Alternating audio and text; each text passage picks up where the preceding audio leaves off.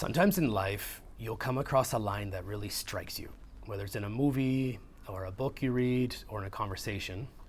And sometimes it actually completely floors you. It's like hits you in the gut. And so what's really happening in that situation is that there's this belief that's usually unconscious that's being challenged. It's being shattered and being replaced by a perspective that is more true for you, most likely, more expansive, more opening. And so one such quote that happened to me was when I was quite young. I was about 16 years old and I was watching the movie Ali with Will Smith with my family. And so in this one scene, Muhammad Ali is there dancing with his wife to the music and they're having a moment and he's telling her about how he had just met the Beatles. And she was asking, how are they? And he was talking about John Lennon specifically. And all the girls were going crazy and it was all chaos. And he asked John Lennon, is it always like this? And John said to him, champ, the more real you get, the more unreal it's gonna get. And so that's the exact quote from John Lennon is that the more real you get, the more unreal life gets. And so that quote really struck me. And of course, when something strikes you, it's quite individual. Other people will see the same scene and just pass through it and maybe something jumps out and resonates with them. But for me, the reason why it really struck me is because in that moment, I had this unconscious belief that when you enter the real world, which by the way is quite scary and intimidating, there's no way you can go through and get a job and work and pass through life as being your true authentic self. I mean, you have to game life, you have to put on your best appearance and performance, and you have to go through these kind of fake roles and actions in order to survive and thrive in the world. And this quote was pointing out that there is the possibility of going through life as being your true, most natural self. And not only that, but actually the more you're able to tap into your authenticity and be as real as possible, the more unreal your life can become, the more down the rabbit hole you go in Alice in Wonderland. So that makes me wonder, why is it that so few people live that way? Why is it quite a rebellious or challenging way to live? Why doesn't everybody just naturally, organically just pass through life as their most natural and their most authentic self? And so some reasons that come to mind is that one, a lot of people don't believe that the value that they're offering society as their true self is as high as if they present as this kind of polished character with a mask.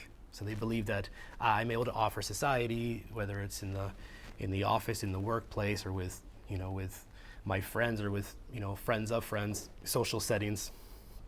This front is more valuable than whatever I have to offer, which is a type of low self-esteem. Is just not valuing this true authentic self coming forth in their social interactions and in their life. And a second reason is that there's a lot of little trinkets and there's a lot of payoffs you can get when you do put on a different mask or a different self. I mean, you can go and really impress a girl and get the girl on the date. You can go and land that perfect job and get more salary. So there are a lot of payoffs.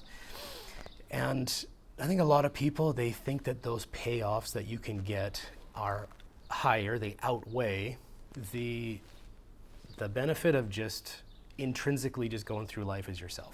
Like, just being yourself isn't as valuable, is not as worthy as these payoffs that I can get. And of course, there's the other aspect, which is that a lot of people, they are potentially opening themselves up to vulnerability. When you have your mask on, you have a bit of a protective wall. But if you show up in life and you're just being your true self, you're quite vulnerable and quite susceptible, as it seems, for a lot of people. So that can often be another reason why we tend to put on the masquerade, become more, enhancing the areas that aren't really true for us.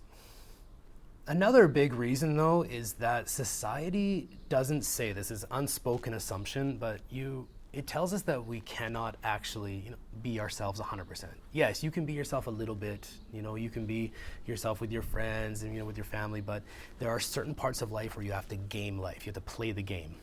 And this quote comes to mind from Franz Kafka. I'm reading it here. He says, "I was ashamed of myself when I realized life was a costume party, and I attended with my real face." Robert Greene talks about this a lot, even though he talks about the importance of living your life's task, doing kind of your deepest purpose.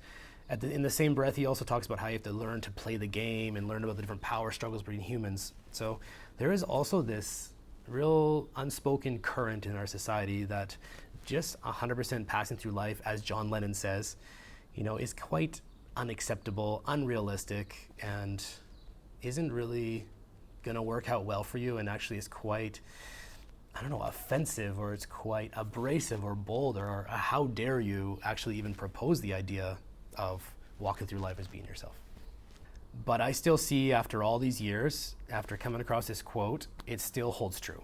Because one, there is tremendous intrinsic value in just being yourself, walking through this life as being who you really are. Just that in itself, without any other payoffs, is a luxury. It's a wonderful thing that you can actually really enjoy and will really enhance your life in and of itself. And once you do it, I don't think you can really go back. It's like a one-way street. Once you start, it's just, you can't go back to hiding or behind any kind of mask.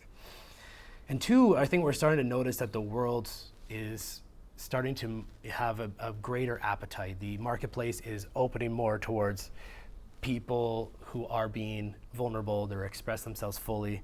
For example, in the world of music with songwriting, or if you look at stand-up comedy, you don't want to see the guy who's doing a bit of a shtick and he's like, hey, we all have more of a demand now for the person who's talking about real issues, giving their real opinion about what's going on, and of course making it funny.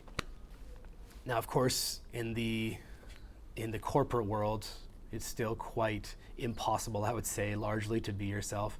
But even them, like a lot of, I worked in the corporate world for a little while, and there's just no real room for telling a real joke. There's no room for anything outside of this tight little box of what you're allowed to do. But even those people, they go home, and what do they watch on TV? They'll watch, Peaky Blinders. They'll see these characters that are savage, and they walk through life with zero apology, and these, big, bold characters in there. And I think what's attractive about that is that, one, that they're, walking around and express themselves super boldly, but also that the world receives them for it, that they're being, rewarded in their life, and they're able to do that. I think there's a kind of attractiveness to that, to those characters, like a secret desire that I wanna live like that. I wanna live through them, at least through the screen. And the last thing I want to say about this idea of living your most real version of yourself is that anyways your truth is going to come out. So you have the option of being direct with it and being honest out in the open, out in the sun, or you have the option of repressing it and hiding it, and it's going to come out in the corners. It's going to come out in the dark side, the shadows of your life. And so I would say it's far better to live it openly and live it honestly, which is another way of saying that you actually just embrace your truth. You are actually owning it. So for example, if you are on a date with somebody, the scarcity mindset would be to completely repress any parts of yourself that you think might be unattractive, because you're widening the net. You're able to, be less repulsive to less amount of people. Versus if you were to say, listen, this is what I am, this is what I do, if it's whatever your weird things are, up front, of course, you're going to have fewer people that are going to be accepting of it. You're going to be filtering it down to a smaller and smaller number of people. But when you do finally find somebody who is a match to that, and they say, perfect, this is exactly what I've been looking for, then I see those people are able to really live this message. They really live their life, fully and honestly in whatever it is that is their truth, versus having a bit of a lie and then living that truth kind of in the shadows. So anyways, that's the video for today. This is the quote that really spoke to me, and I hope that you found this video valuable. And of course, I'd like to hear your opinion down in the comments below if you have one, and we'll see you in the next video.